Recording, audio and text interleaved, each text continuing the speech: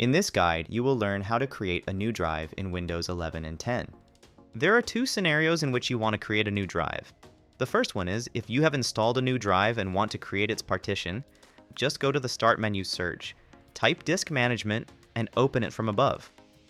Now, from this window, scroll and locate your newly installed drive. It will be listed as unallocated.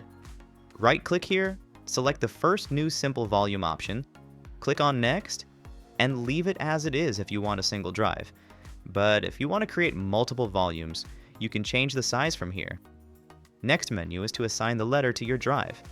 Now format using the default settings and click Finish. You may need to format it again.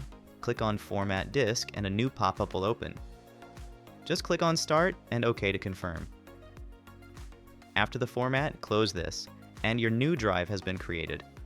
Now, the second scenario is if you want to create a new drive from an existing volume. It is also pretty simple and easy to do. From the disk management, just right-click on your preferred drive and select Shrink Volume.